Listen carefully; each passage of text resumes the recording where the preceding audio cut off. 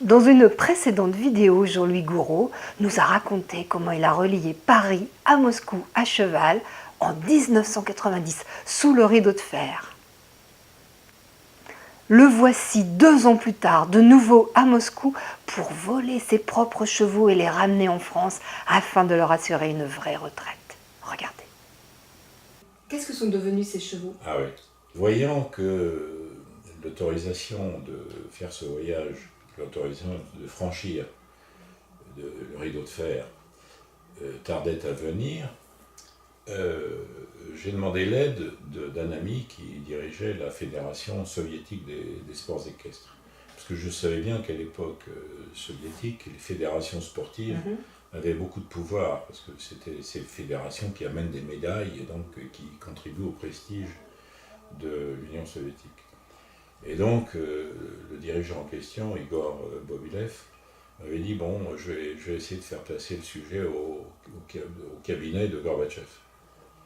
Et dans l'enthousiasme, j'ai dit, écoutez, si Gorbatchev me donne l'autorisation, en arrivant, je lui offrirai mes chevaux.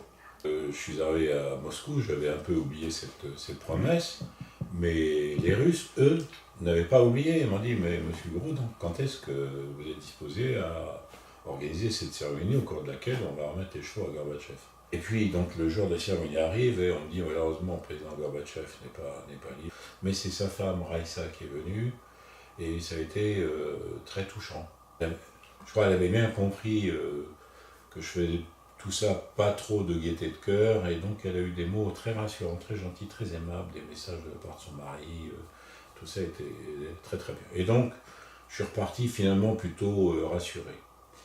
Et puis, pour des raisons à la fois personnelles et professionnelles, je revenais assez souvent à Moscou, dans cheval, le meilleur des deux, qui s'appelle le Prince de la Meuse. Il trouvait que c'était trop compliqué à prononcer, alors ils l'ont rebaptisé Étienne. Alors c'était Étienne et Robin, bon, me semblait un peu bizarre. Bon, enfin, Étienne, ça doit sonner français. Bon. Et je savais que ces chevaux étaient bien nourris, enfin, pas de problème. Et la situation économique dans la Russie s'est subitement dégradée au cours d'un de mes voyages. Je me suis aperçu que j'étais sur une litière de sueur, et qu'il n'y avait rien à bouffer, ni paille, ni foin, ni plus rien. Quoi. Je me suis dit que voilà, ma responsabilité, c'était de les ramener. Bon.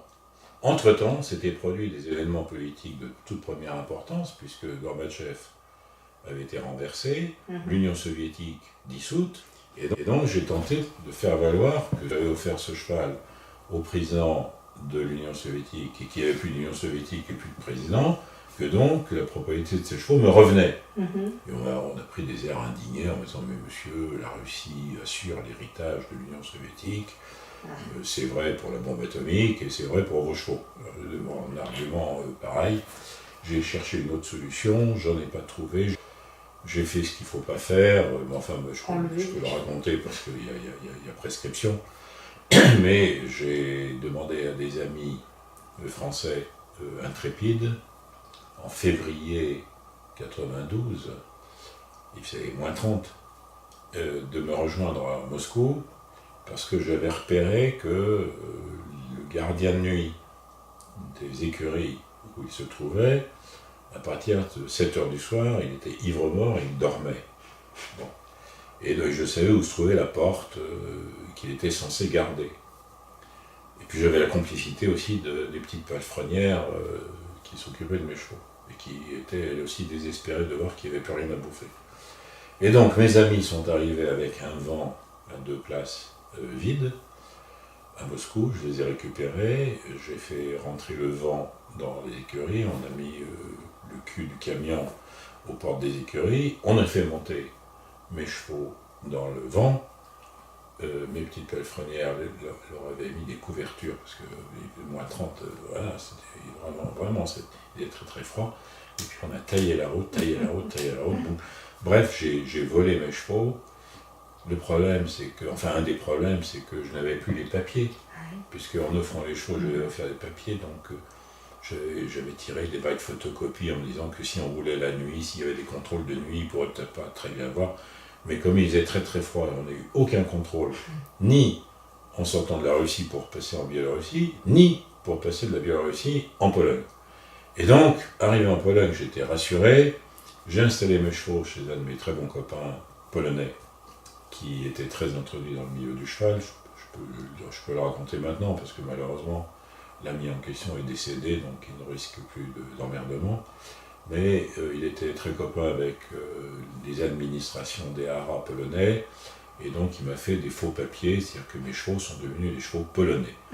Et comme il y avait des conventions entre la Pologne et l'Union européenne, on pouvait faire entrer des chevaux polonais, j'ai pu faire entrer mes chevaux en toute légalité en France, sauf qu'ils étaient des chevaux polonais. Et ils ont terminé leur jour dans ma petite propriété du Gâtinais, L'histoire termine bien. morts de leur belle mort, pour autant qu'il y ait une... Bravo à Jean-Louis Gouraud qui a tout fait pour assurer un meilleur avenir à ses chevaux. Vous pouvez retrouver son histoire dans son livre Le Peregrine émerveillé, paru aux éditions Actes Sud et qui a obtenu le prix Renaudot du livre de poche. À bientôt et surtout, n'oubliez pas de vous abonner et de liker.